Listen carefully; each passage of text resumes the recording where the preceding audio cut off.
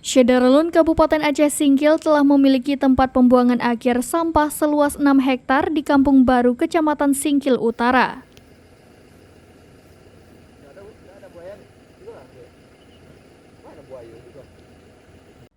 TPA tersebut telah dilengkapi fasilitas gedung pengolahan sampah, pemilihan sampah, dan mesin pengolahan sampah.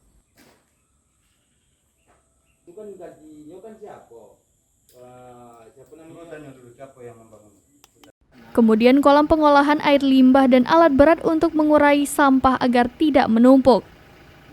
Sayangnya fasilitas tersebut tidak berfungsi, bahkan sebagian gedung dan peralatan sudah dipenuhi semak belukar. Alat berat juga mogok sehingga menghambat kendaraan pengangkut sampah. Kondisi itu didapati ketika pelaksana tugas Kepala Dinas Lingkungan Hidup Faisal mendatangi lokasi pada Senin 17 April 2023. Ia bersama stafnya terlihat mondar-mandir untuk memeriksa fasilitas secara detail. Terkait fasilitas bangunan yang tidak berfungsi, Faisal menyatakan akan segera melakukan pembenahan agar bisa berfungsi. Begitu kita melihat lokasi TPA, tempat penampungan akhir sampah, ada tempat penepakan sampah dan ada bangunan yang sudah dibangun.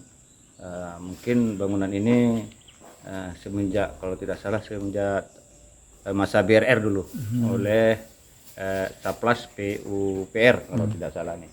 Nah, ada saya lihat tempat penyimpanan pemilahan sampah, kemudian ada tempat pengolahan sampah, dan ada juga tempat pembuangan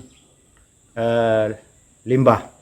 Berarti kalau kita melihat di sini lokasi tanahnya ini sekitar 6 hektar ini sebenarnya sudah memadai. Kita akan membenahi ini.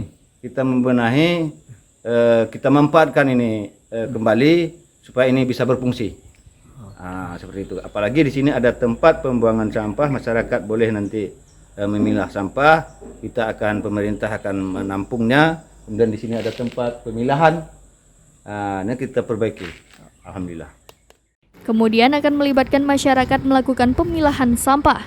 Selanjutnya, sampah hasil pemilahan masyarakat akan ditampung pemerintah.